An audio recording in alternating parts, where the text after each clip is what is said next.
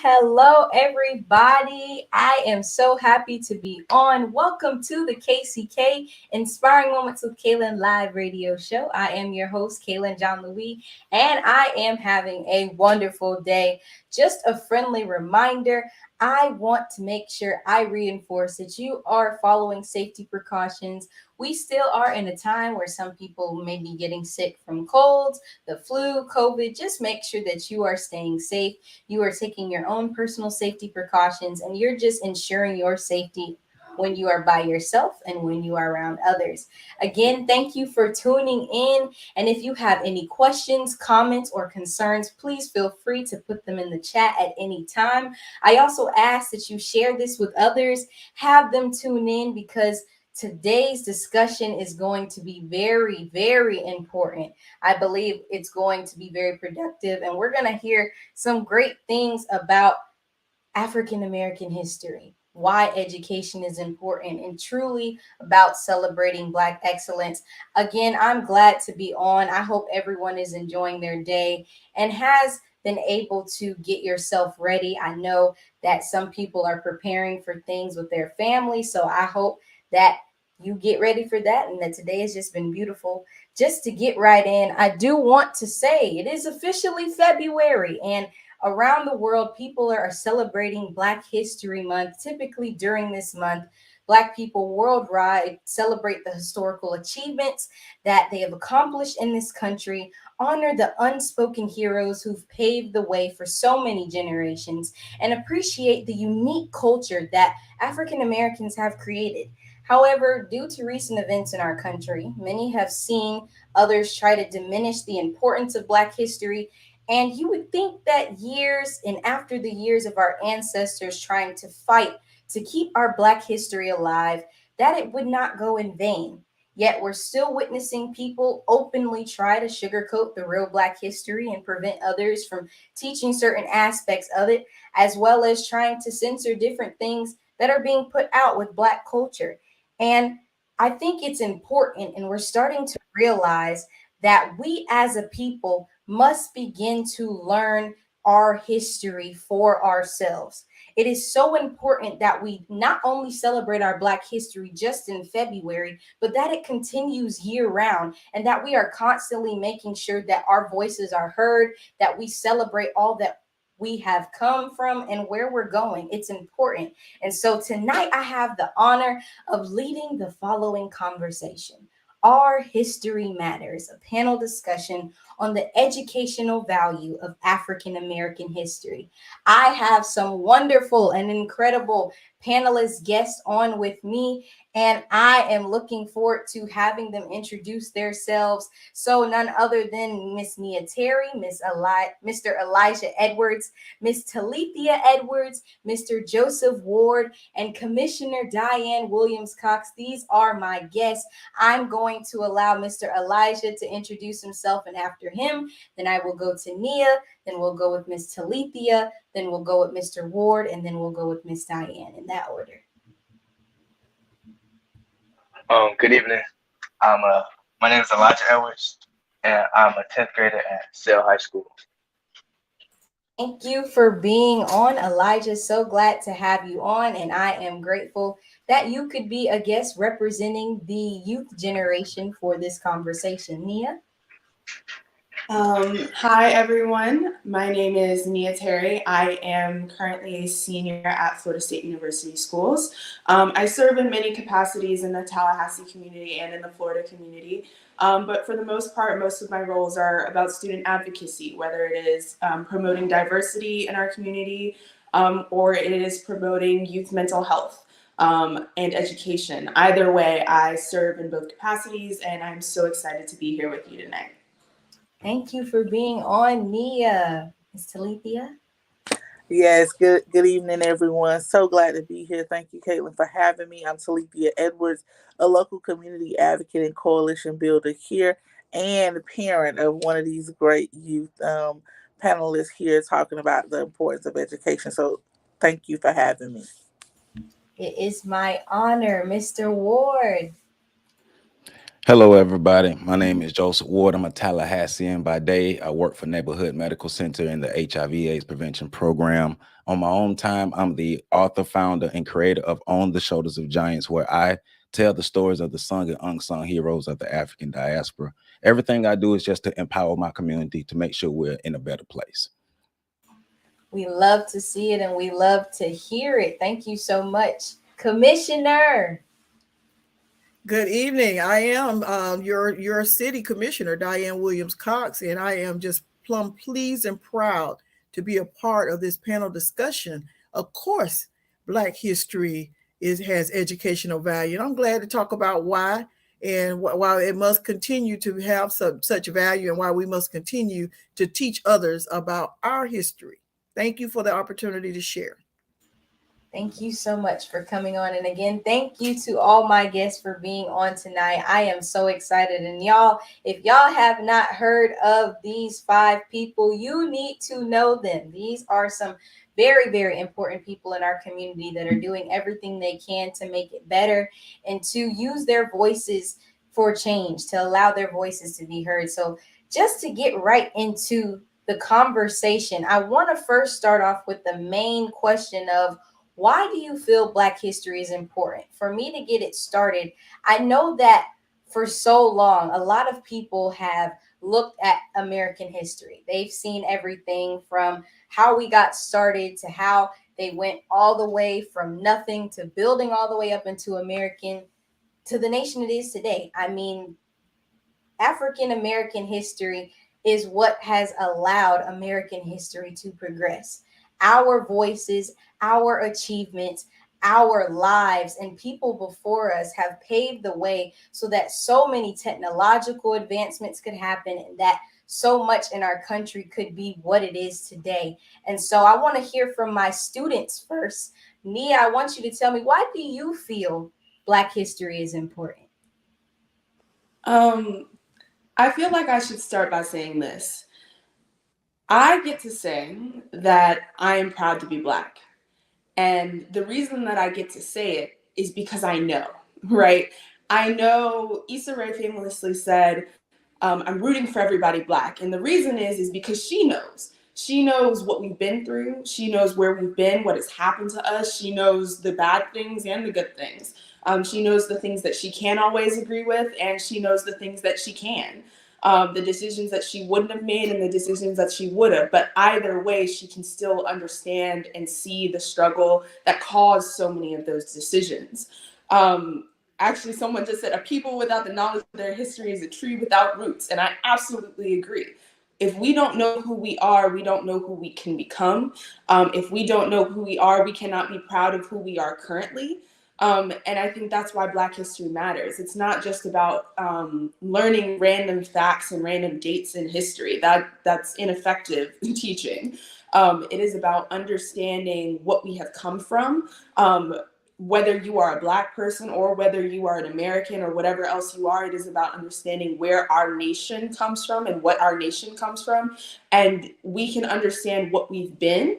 So therefore, we can understand who we are, and we can not repeat some of the same mistakes that we've made. We can become better if we understand that portion of our history. And our history does not exist without African Americans who built this country, right? So it is important that we learn our Black history so that we can understand ourselves past, present, and future.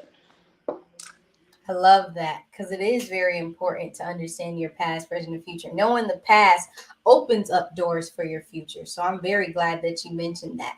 Mr. Elijah, why do you feel Black history is important?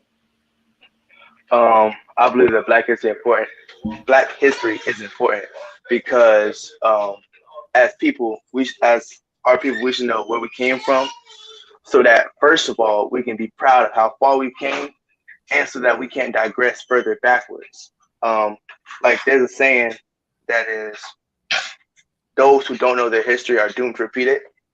So if we don't know where we are coming from and all of the changes that we have forced people to make throughout the years, then unfortunately, some of the things that have happened may continue to happen.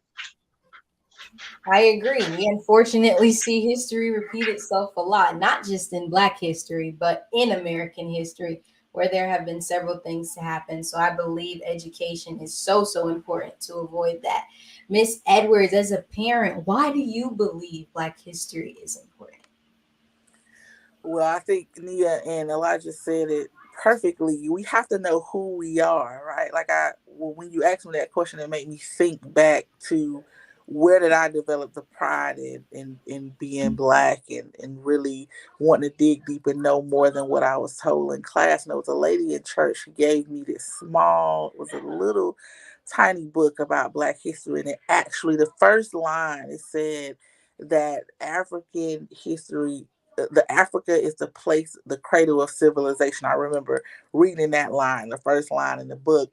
And as a teenager, it just sparked me to understand how important it is to know where you come from, right? What strong roots, what strong heritage we have, and all the work that we've done in America to build America to who it is, that reminding ourselves that we belong in every space because we have occupied every space. We've pioneered and engineered every space, and that all of this is to our birthright.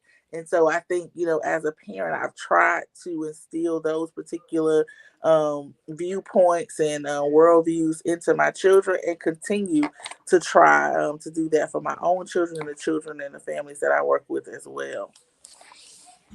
Wow, I like that. And I mean, even hearing you say that when you were a teenager, that one line struck you. It's very important because even as you learn about African American history, most people should know that education is one of the most powerful weapons that we have at our advantage to be able to be change agents and to make history happen. And so the more that we learn, the greater we are to stand together and to make real change happen.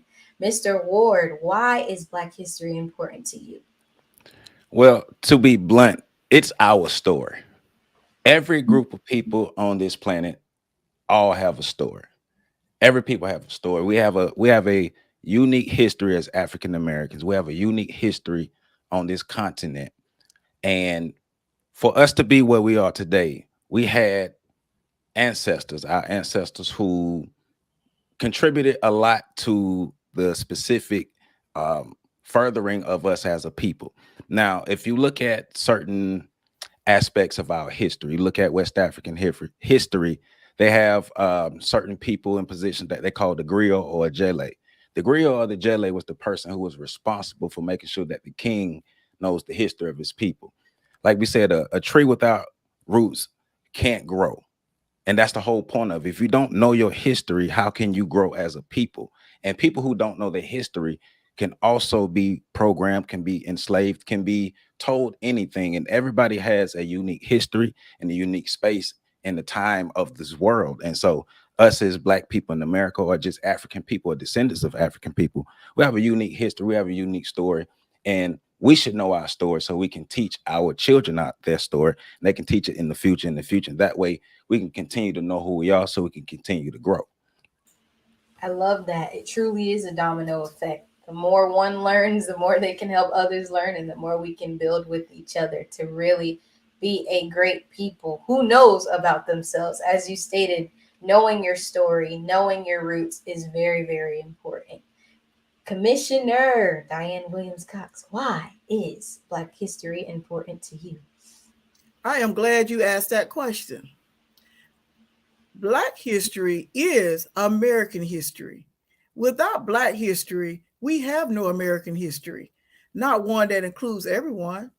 And we believe in this country, once upon a time we did, that this country was a melting pot and that we all came from different places, but we are all coming together to form one country.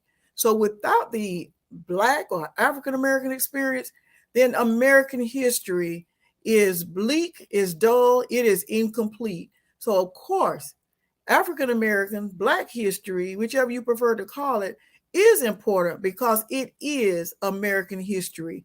And you cannot have American history without Black history.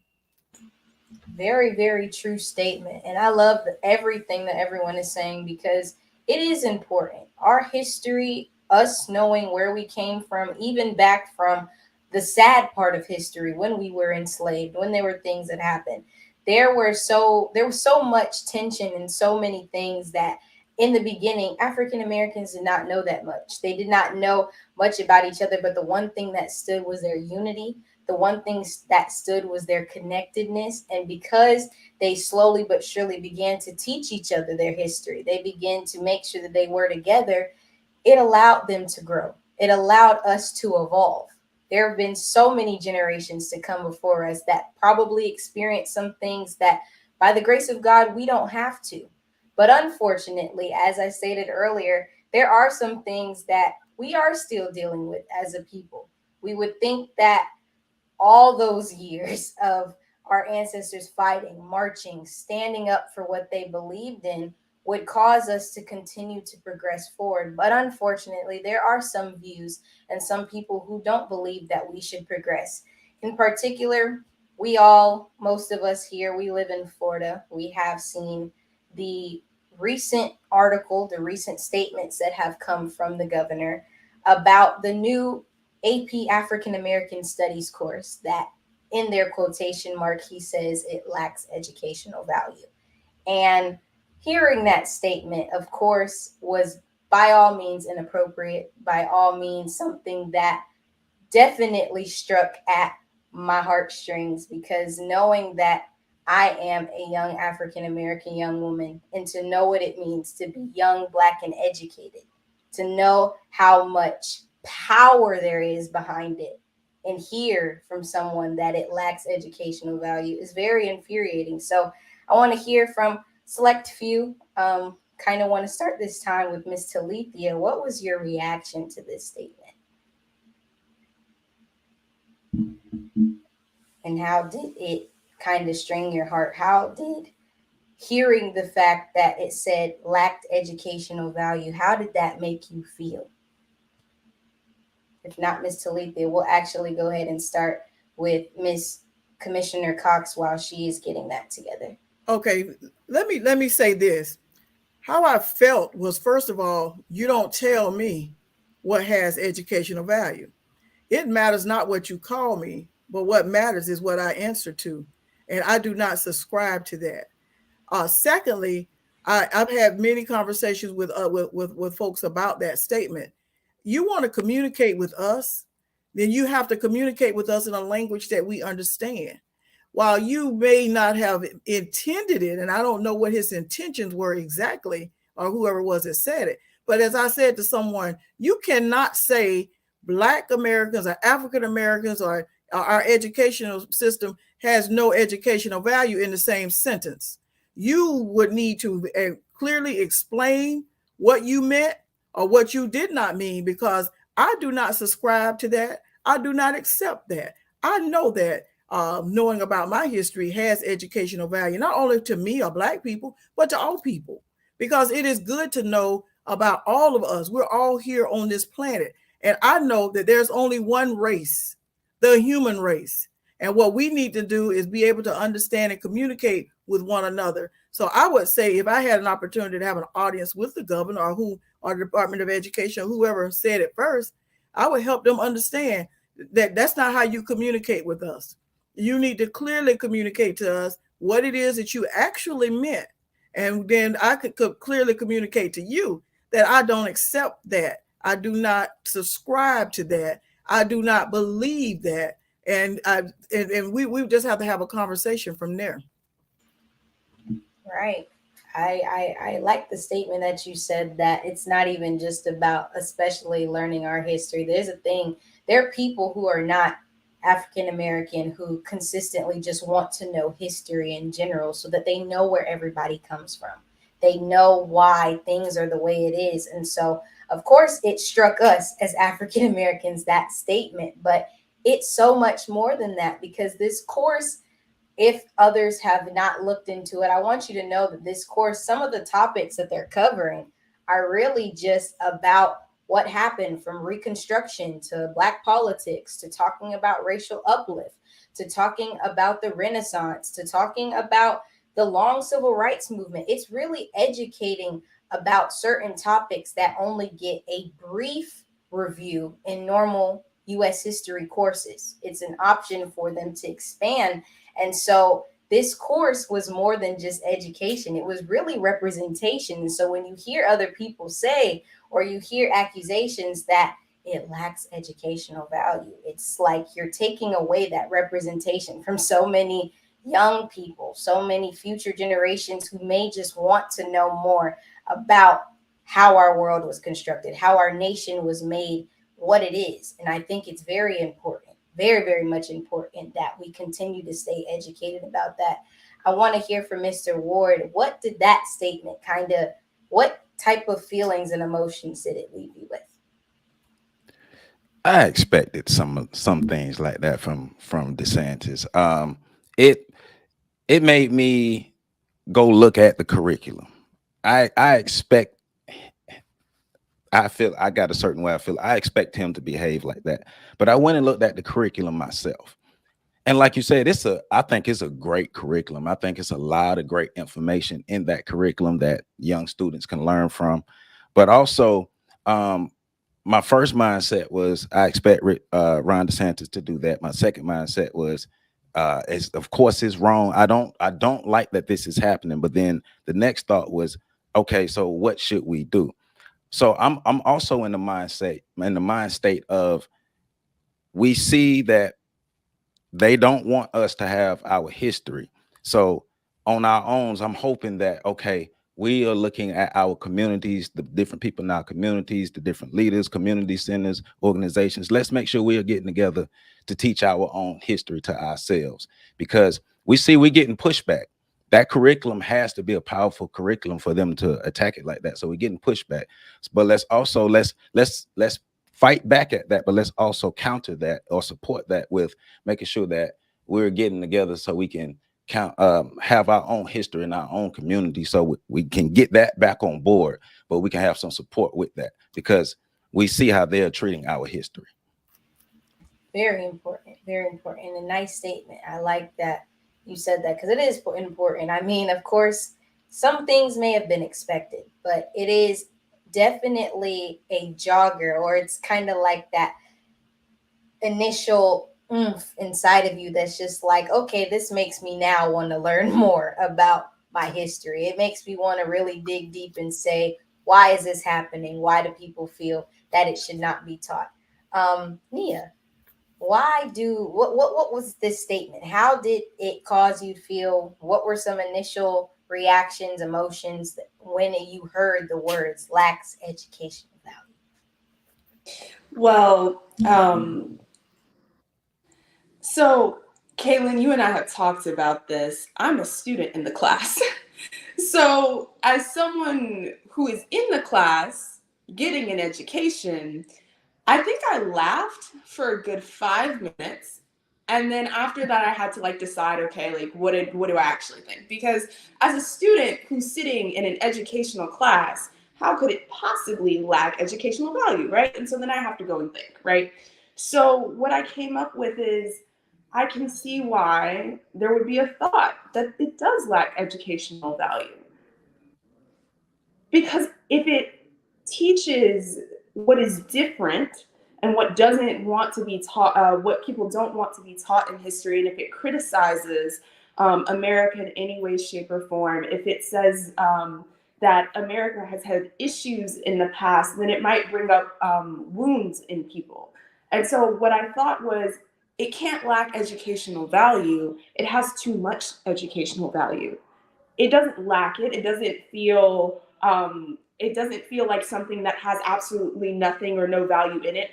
It even has value to the people who want to take it away.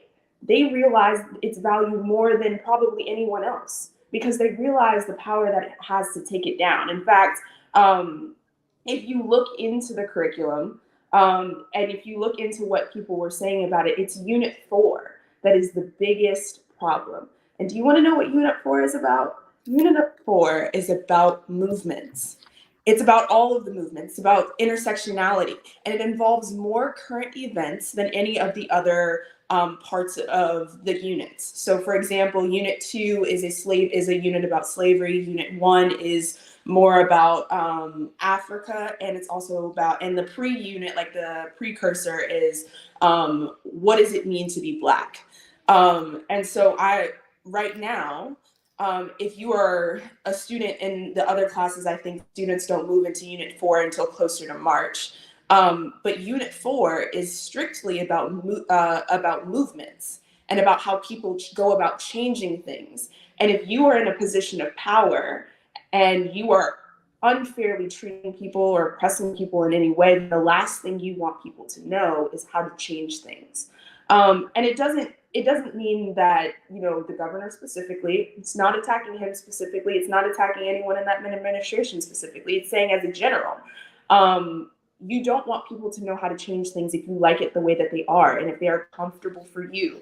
So it doesn't lack educational value. Actually, all that tells me is that it's terrifying for them. It's terrifying, the fact that African Americans who are famous for having the Black vote, African Americans who come out in huge numbers to support Black presidents or to support Black officials, or in times of crisis who band together and take over entire cities to protest the things that they don't like. It should terrify you that they are getting taught the science and the anatomy of a unit, in a unit all about movements. That is exactly what should scare you. So my first thought was, that's hilarious. But my second thought is, yes, you would want to say that it lacks educational value, because it has the most educational value possible to teach us how to advance our country. And if you are comfortable with the way things are, then that is the last thing that you want.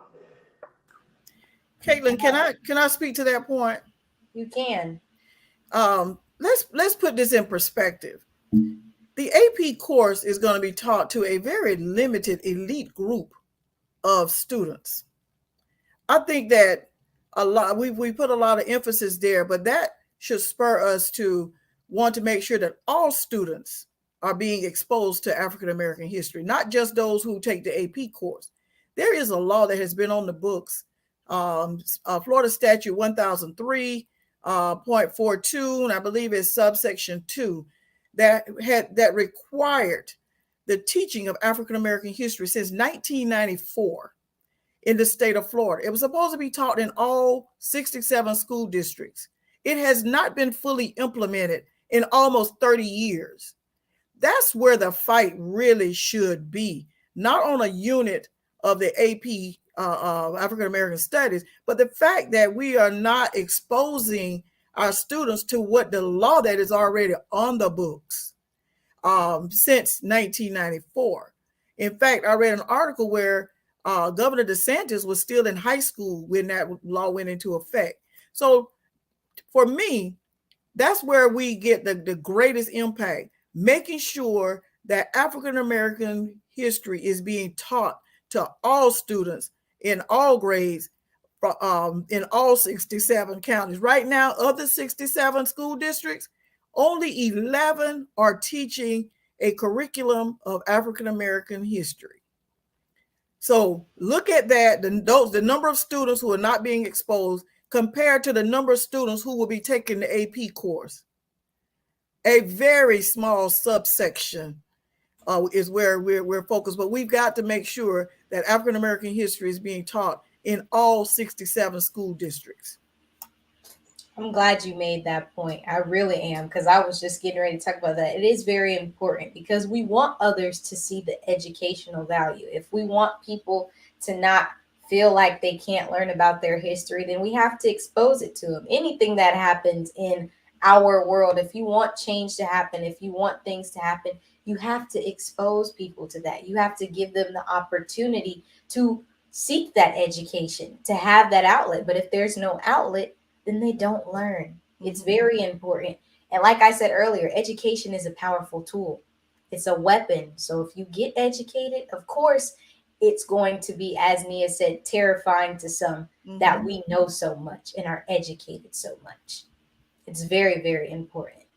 And so we say that. I heard those perspectives. I want to go ahead and hear Miss Talithia's experience and just hear what you thought as well with this statement, because I know everybody has their own opinion. Definitely. I'm always solution based, right? So when I heard it, I literally let it roll off my back, honestly, and was like, okay, well, that means we need freedom schools and Saturday schools, right? I'm like, I know what I believe to be one of our greatest historians, Joseph Ward. I have, all 4 volumes of his book. I watch his podcast. So to me, I felt we are equipped as a people to teach our own children, right?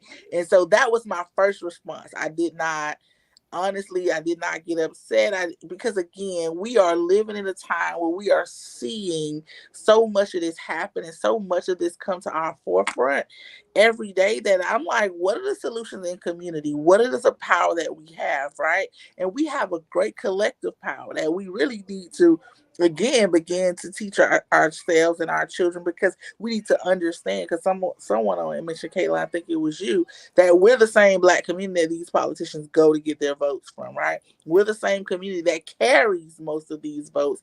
We're the same community that when you want to validate something, this is where you come. And so when we need to learn our internal power, and begin to create solutions for ourselves and our own community. And that was legitimately my first response to what I heard. Thank you for that perspective. I mean, some people were solution based as well and did think about that, because the thing that happens a lot of times with situations like these where everybody is outraged and everybody's just so shocked, because I think that's what the initial thing was when this article came out. There was so much on social media with this should not happen, or why is this statement being said. But as stated, I really believe now that it's really been able to sit in people and people have been able to read it, see all the facts, it really should strike you now to realize the importance of education, to realize the importance and the value that African American history has.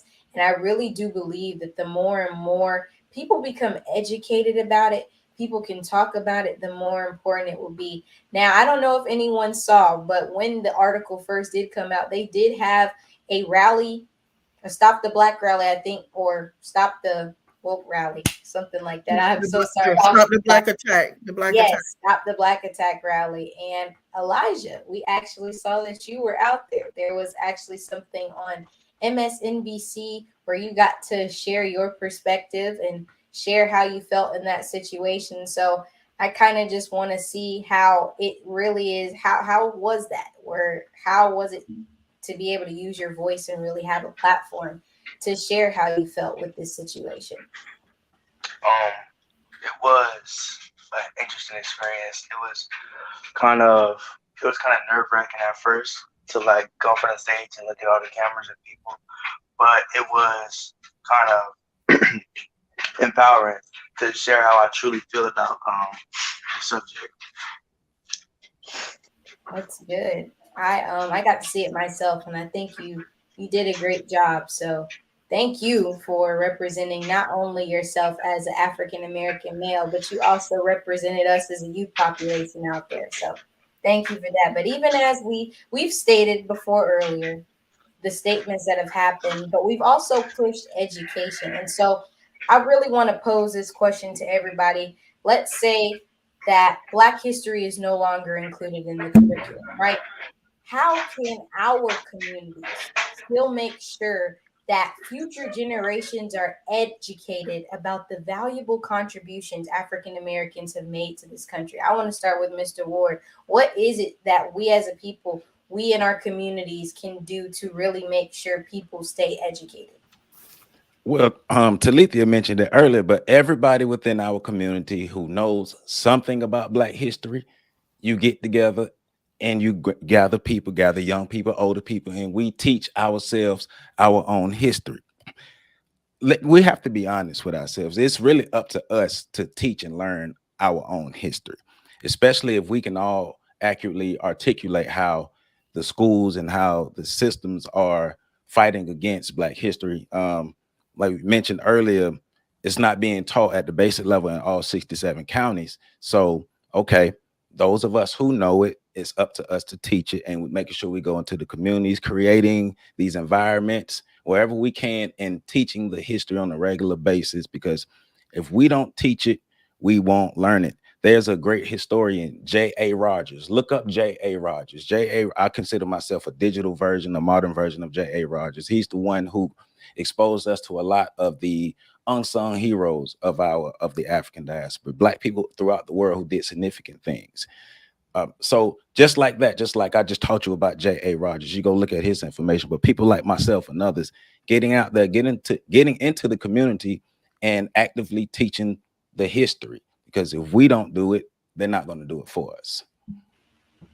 And it's true. Use platforms. Have a community event. People still do barbecues and different things like that. Instead of just having your normal music cookout, maybe you sit down and say, all right, before we get into games, we're going to sit down and learn a fact or have a conversation so that people can really hear history, can learn new things. There's so much history we have here right in Tallahassee with unsung heroes of African Americans. So there's so much that we can do as a community. Nia, what is something you think students can do within their schools, within their friend groups, to just make sure that future generations are educated about African American history? I should start off by saying we should have been doing this anyway. So this was not the time to start. This was the time to be in the middle of it. I will say second, we shouldn't have been doing this in the first place because because the public education system is not run by us for us. So there was no point in relying on them and on other people to teach us about ourselves, right? Why would we do that when it's not for that point of education, and the point of the education system was not necessarily for us in the first place. The second thing that I will say is solutions wise, what we should have been doing, and a lot of it is what we have always been doing, is as Mr. Ward said, working, and talking to our elders is always a great option. My grandparents were alive during the Civil Rights Movement, and they lived in Alabama during the Civil Rights Movement. So there's a lot that they know. And so asking them is a really easy way in keeping their stories alive. My mom just had my grandfather write a story worth book, I think is what it's called. And it details all of the stories that he had from, the normal childhood ones to the more complicated civil rights politics ones, right? And so things like that, just simple storytelling. But from the other side of it, books have been banned. We've created little libraries as a little libraries are a huge trend now. All of those banned books can definitely go in a little library in the community. No, having performances and shows and music events is also an option. You said barbecues. Another option is to do pool parties in the summer and Christmas parties in the winter. And yes, you can do community service and teach at the same time. I heard freedom schools and Saturday schools, but it doesn't even need to be that complicated. It is simply about having a Zoom meeting, about having a podcast, about having the simplest and smallest of ways in teaching ourselves and teaching other people what is being refused to teach, like what is not being taught to us and what has not really been taught to us well in the last 20 years anyway, because it has been lost. And while we got better, we didn't get great like we should have been. And the only reason that we haven't is because we were promised that it would get better. And to be honest, it really didn't. So we should have been focusing on helping ourselves anyway. And so that's what I think we really should do. We need to invest in our communities, even if that means buying from Black businesses and explaining why that's important. Explaining the importance of natural hair. Instilling that in your children early is the easiest way to make sure that they stay educated. It's like a muscle. Your brain is a muscle. And if you only exercise certain parts of it, then you won't become good at the parts that aren't exercised as much. So we need to make sure that we exercise our children and other children's brains for Black history. Great points. Such great points, Nia. I think that we don't want to get to a point where our history is lost with those behind us.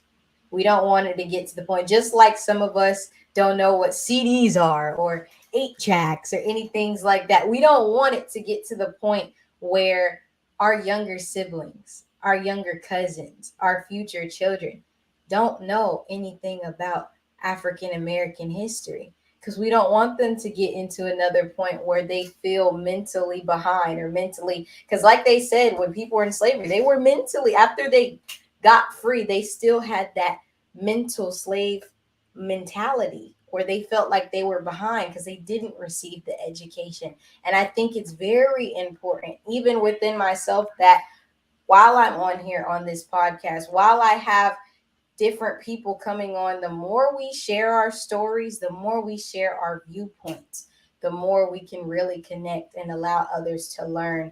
Miss Talithia, what do you think we can do to really, really make sure that our communities are working to make sure they learn this history?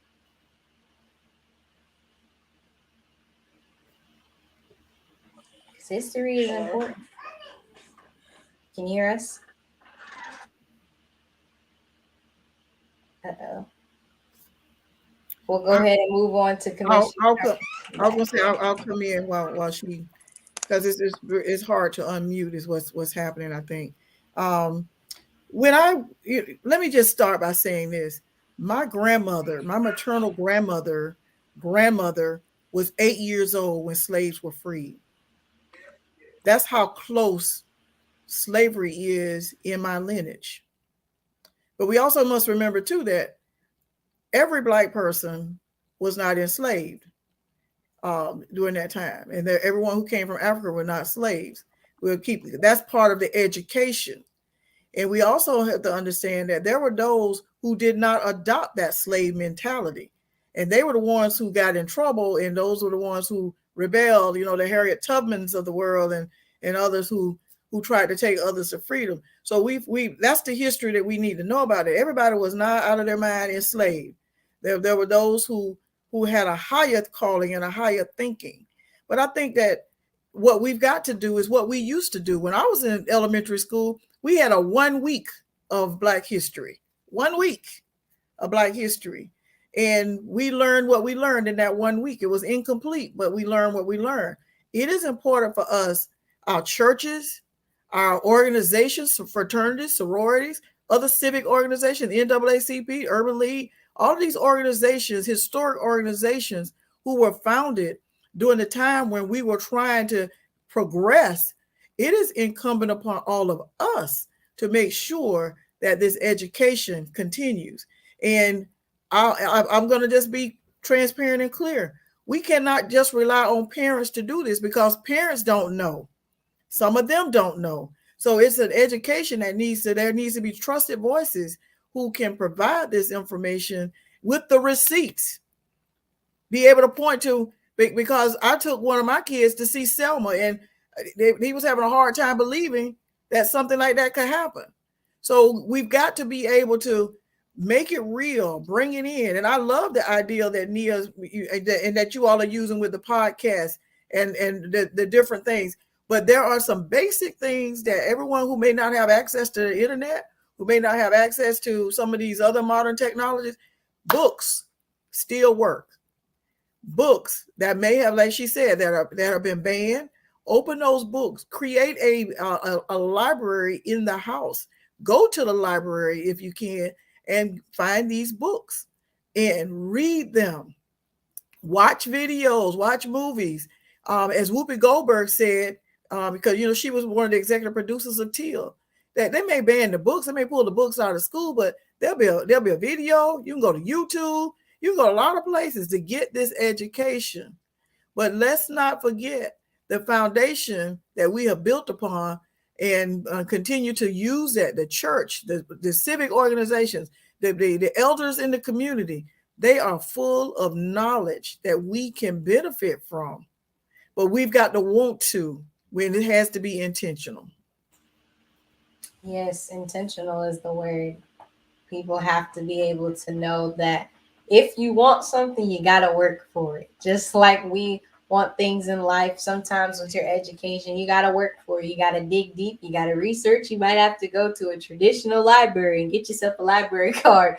But you dig deep, you search for it so that you can be educated. Miss Talithia, what about you? What are some things you're doing in the community or you know of in the community to kind of help? And even if you can't do it, what about you, Elijah? What is something you think that future communities, future generations can do to really make sure that we are learning our history? Um, I think we should all come together as a people and talk about, like, basically teach our history if we're not going to learn it from the schools. Like, I have a friend that's in it, and essentially, she told me that her whole, like, people that are trying blood in them, they all come to like this, like, building, and they all sit and they read stories about what has happened in their history. So something like that. I think that's a valid point, Miss Talithia. Think she can hear us? May not be able to. Sometimes things happen, but I mean, to really hone in on the fact that, because even the reason we're on here tonight, we're not just on here to share these tips, these are our views, but we really are trying to show that our value, our history, our stories, they matter. By us using our voices right here, we're starting a conversation that a lot of people can start with their friends, with people that they know, to make sure that they are talking about this. The only way we're going to be able to really make change is if we talk about it, if we have communication, if we really, really know different things about what's going on with us. You have to be able to use this. You have so much knowledge in your brain, so many things within you that you can use to be better. And so I really, really hope that you continue. I don't know, does anybody know of some known places here in Tallahassee where meetings are being held to talk about Black history? I don't know of off top. I don't know of any places where meetings are being held, but I do know, like, resources. The Riley House is a great resource. I know people, myself, Talithia, Delatri Hollinger. From my understanding, Althemis Barnes is a great resource in learning the Black history of Tallahassee, and that's one of the things too. We need to make sure we know the Black history of Tallahassee. I didn't start learning the Black history of Tallahassee until I was like 30 years old. Young man Delatri Hollinger really helped me learn a lot of that information. Miss Maisha Mitchell, from my understanding, is a great resource. People like that. Now, um, we should task ourselves to go ahead and start creating these groups. I signed myself up. I got a lot of history. I got enough history where you can learn about one Black person every week for the next 2 years. So let me know when you want to start and when we want to get it, because I didn't just gather this information to just have it. I want to make sure we use this information. So if we don't have something, let's get it started.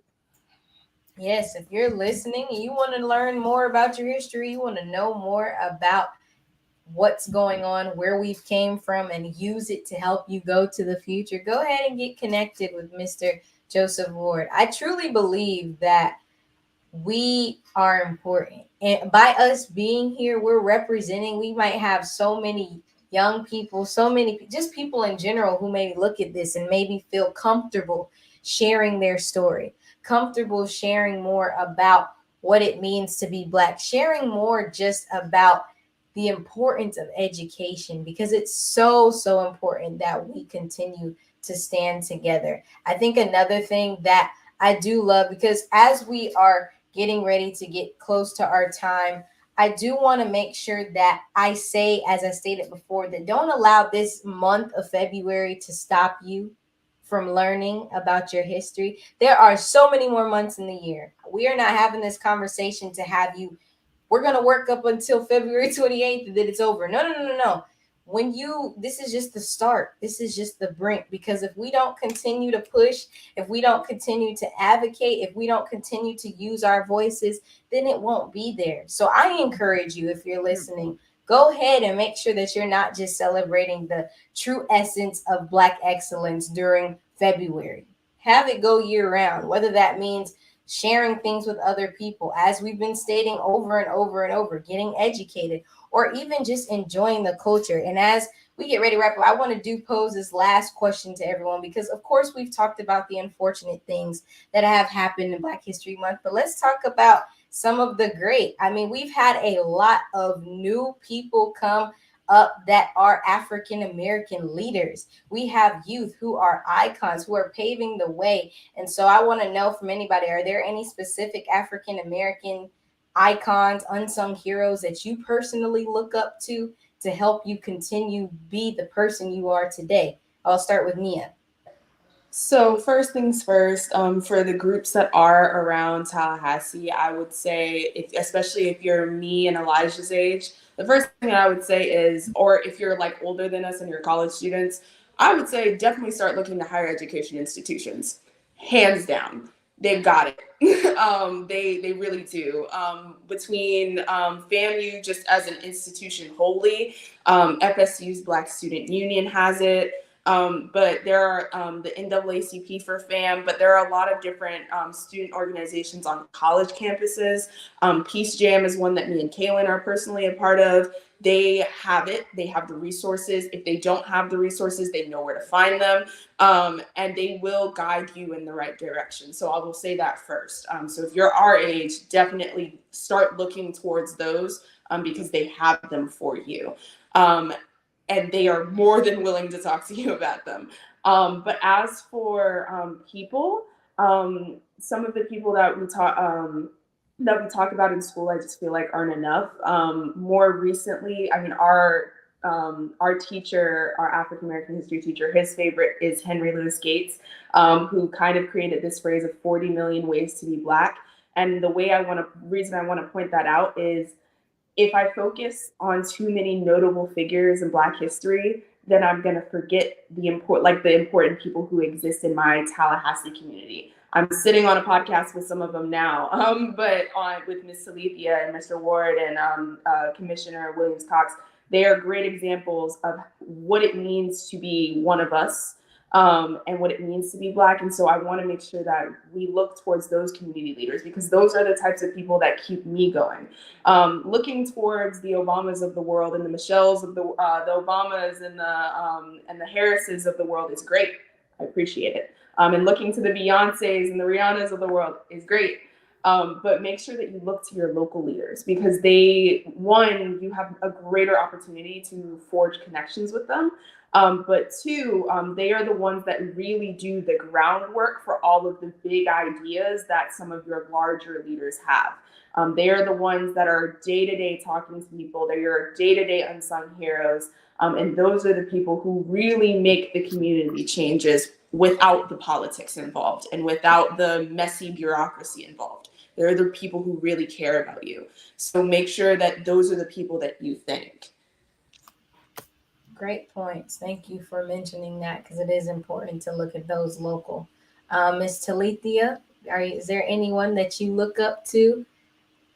Yeah, Nia took the words right out of my mouth. A lot of great people here in Tallahassee, but one person that I actually I go back all the time and read, and they're gone. Both Dr. Martin Luther King and John Lewis. Their words stick and stand in my head and my heart.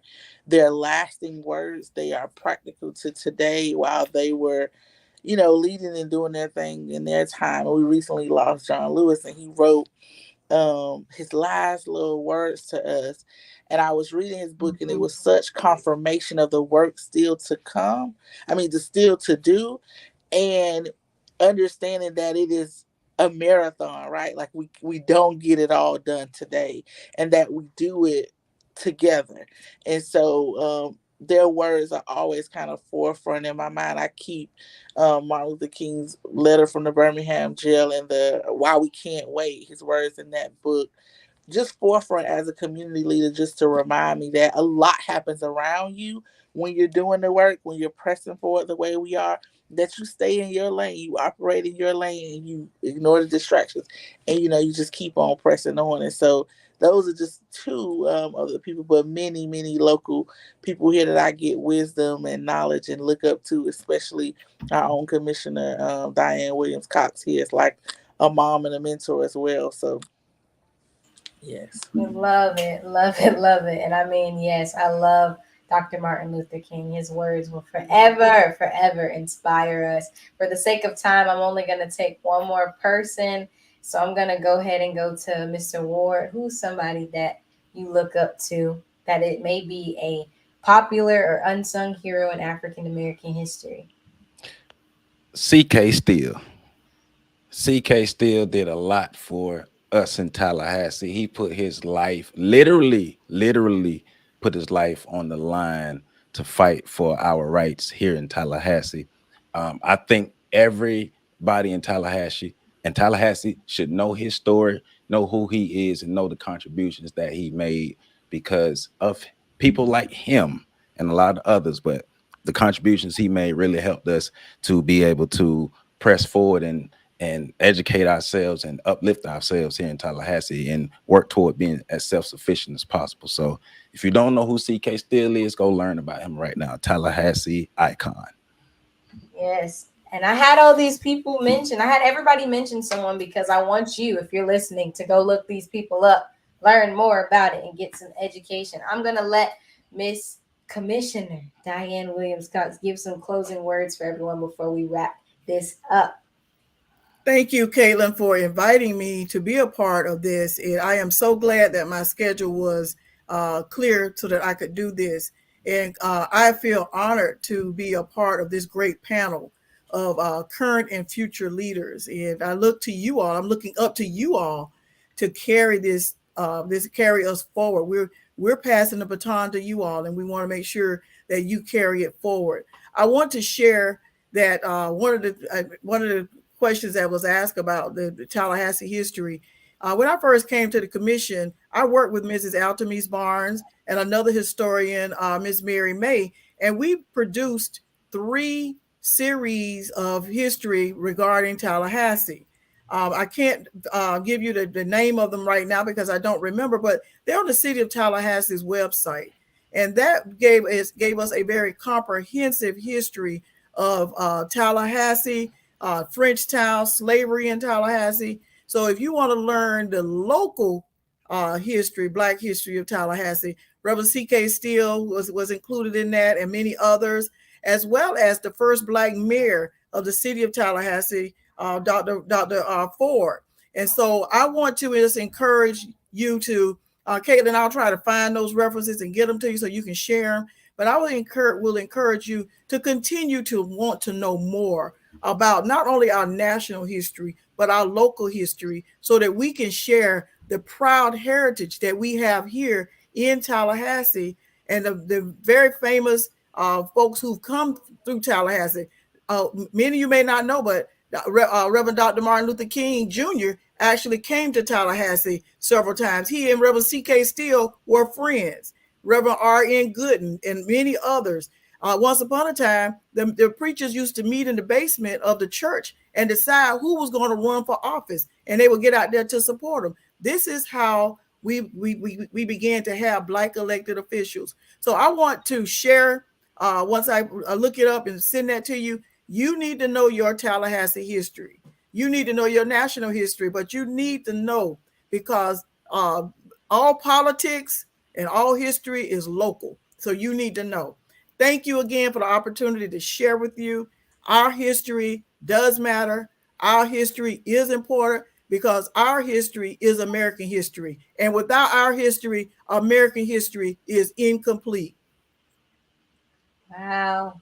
Thank you so much. Thank you to everyone who has tuned in. I believe this conversation was very powerful, and it was one of many that I'm sure will come. I hope that this inspires you listening to be that difference in your community and have this conversation. Make sure that you yourself are doing what you can to educate yourself on the value of African American history, and that you educate others. Don't allow the knowledge you learn to stay just within you, because it's very important. As I stated earlier, in order to be able to press forward to the future, you have to know your past. You have to know where you have come from. So continue to learn your history. Continue celebrating Black excellence during Black History Month, but don't let it just stop in February. Keep it going. I thank you all for listening, and I'm going to allow the guests, of course, to share where they can get connected through social media. So I will be allowing you all to get connected with them via that. But thank you for tuning in. As you know, you can always, always, always connect with me through the website, which is www.kaylinscaringconnection.com. Again, I'll let you get connected with the guests via social media and we'll put them out. But I am so grateful for your support. Without it, I would not be here. Thank you for listening and continuously being here for these empowering conversations. If no one has told you today that they love you, know that I do. And catch me on the next KCK Inspiring Moments with Kaylin radio show. Bye-bye.